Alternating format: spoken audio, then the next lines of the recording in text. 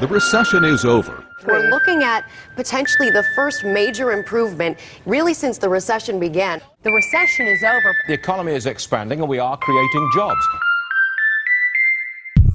This is not a recovery, it's merely a cover-up.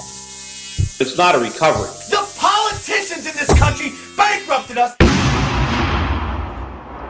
What should the role of government be in a free society?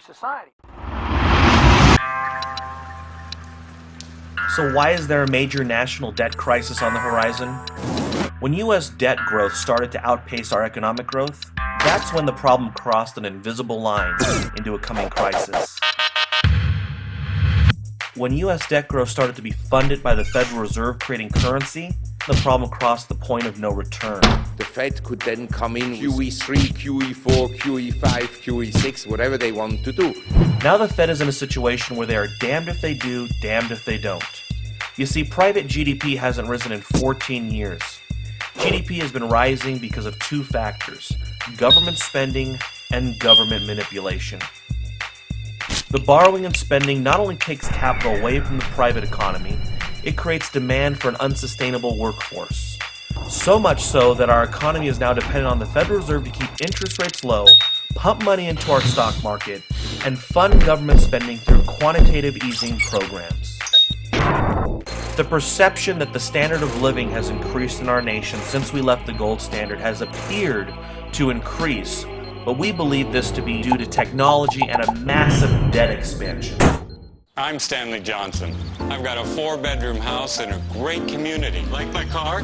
It's new. How do I do it? I'm in debt up to my eyeballs. If you look at the quality of our lives, it has greatly decreased. 40 years ago, it took one income earner to raise a family of 4. And we're not talking about a white-collar job, we're talking about blue-collar jobs that used to be the backbone of America. Today, it takes 2 income earners who are heavily indebted with credit cards, student loans, auto, and mortgage financing. Most of this debt, by the way, actually encouraged by our government through postponed payments, deductions, loan programs, and other incentives in order to keep you spending and working hard. It's all free! The real quality of life can be measured in our wealth today. Most people save in dollars. When you look at the value of a silver dollar versus a Federal Reserve note, it really puts things into perspective.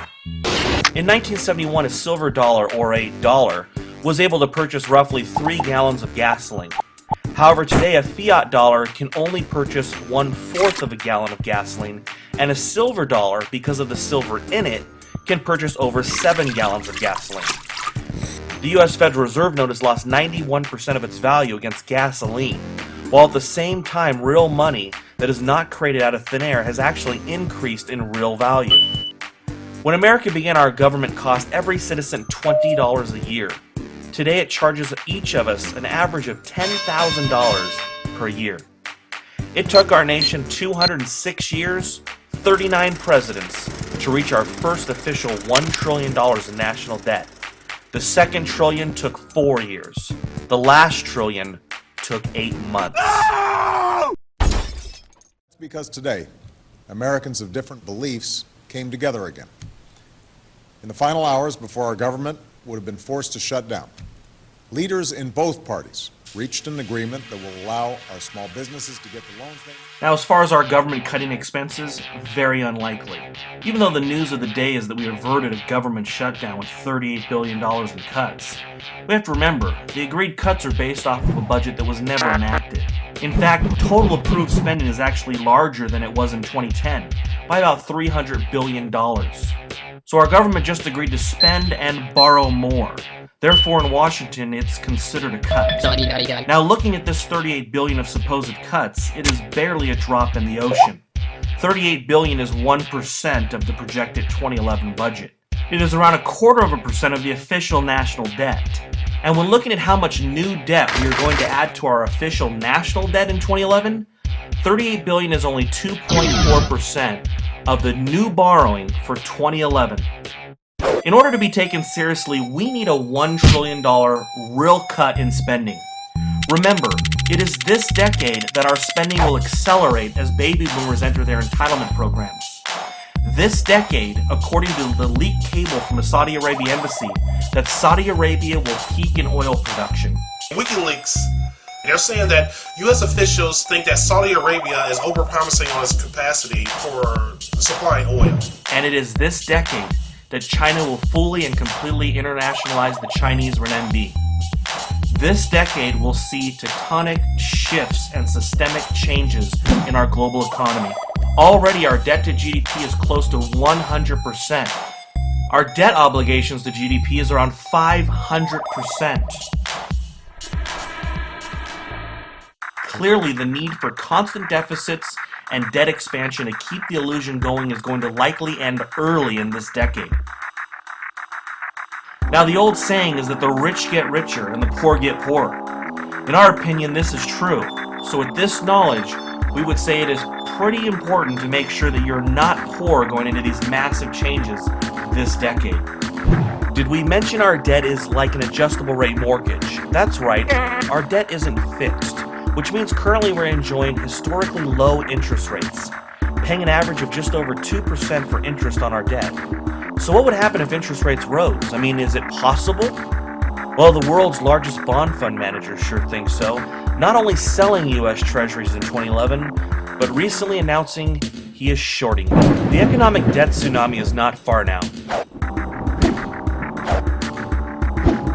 With 70 million baby boomers, a generation that dwarfs the generations before it and after it, is ready to enroll in America's entitlement programs.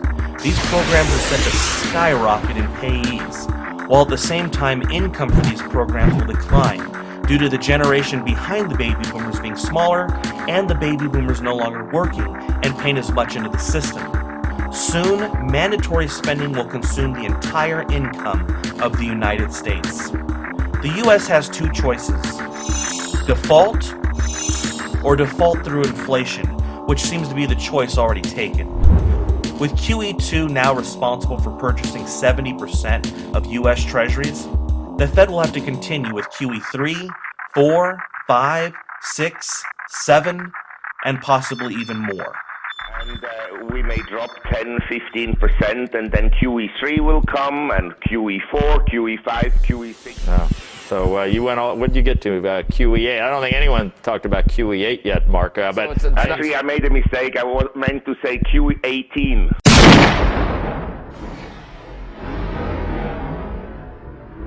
Sign up at futuremoneytrends.com to learn more about what you can do to help your family and friends prepare for the national debt crisis.